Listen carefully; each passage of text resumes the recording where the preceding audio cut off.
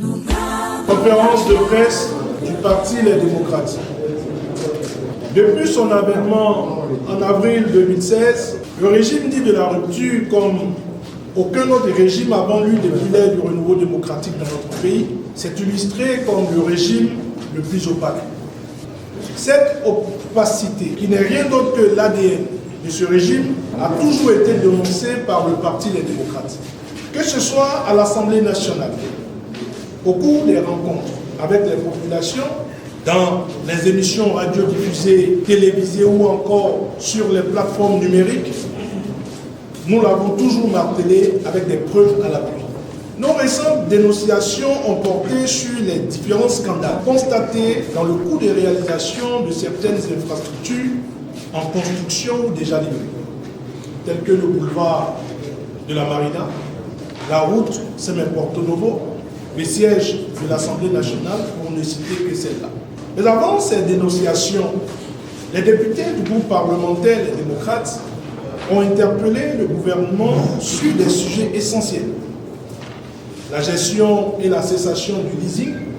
Nos parlementaires ont introduit des questions sur ce sujet précis. Le dossier Bénétaxi, les salaires politiques des membres du gouvernement, des présidents des institutions de la République et des directeurs généraux des agences de l'État.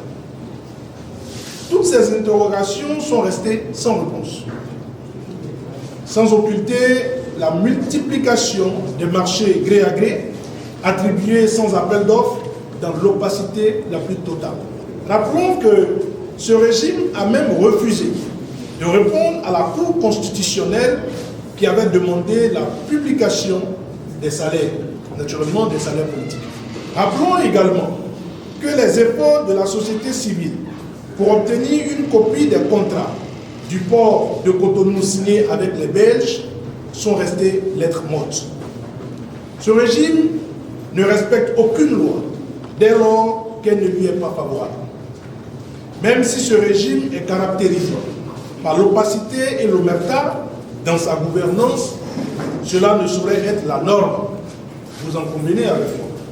Notre peuple a besoin de savoir à quoi servent ces efforts et à quoi servent les impôts qu'il paye. Pendant ce temps, la population continue de constater des dépenses publiques douteuses.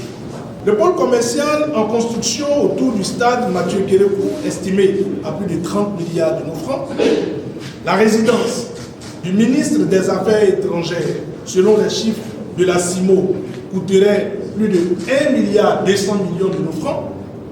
Les bureaux de la vice-présidence sont évalués à plus de 6 milliards de nos francs. Notre peuple exige la lumière sur tous ces projets. Le chantier du nouveau Parlement, initialement annoncé à 25 milliards, est aujourd'hui à plus de 78 milliards de nos francs. Le coût de réalisation des statues de l'Amazone ou celle de Bioguera, le coût global de l'asphaltage.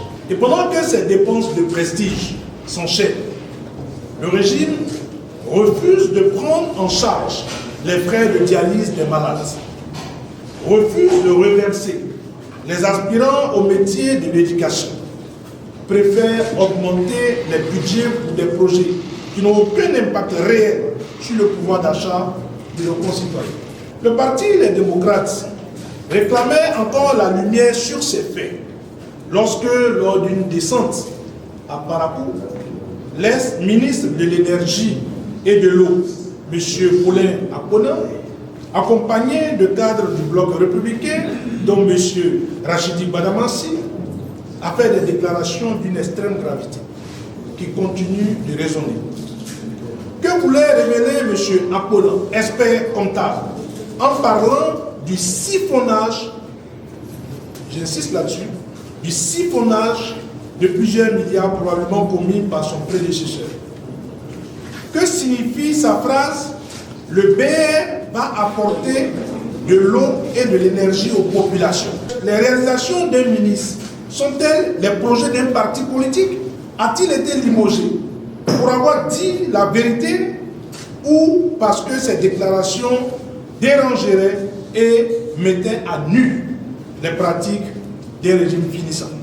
Pendant ce temps, le pouvoir d'achat des populations recule, les inégalités se creusent et les caisses de l'État se vident au profit de quelques-uns. Le groupe parlementaire demande l'ouverture d'une enquête parlementaire pour faire la lumière sur toutes ces exactions. Notre peuple souffre depuis près de 10 ans. Le Bénin a véritablement une arme.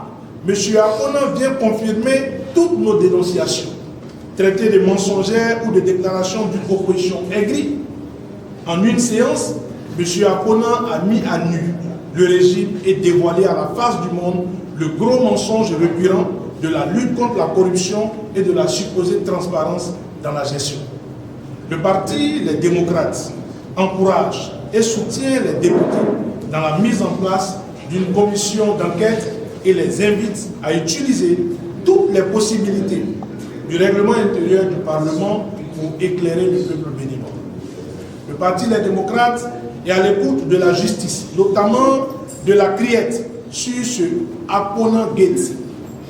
Au regard de ces scandales qui n'en finissent plus, le peuple béninois, plus que jamais, réitère au pouvoir dit de la rupture l'exigence de l'organisation des élections générales de 2026 transparentes, inclusives et pacifiques, pour consacrer démocratiquement le départ de ce régime et l'avènement d'une gouvernance démocratique.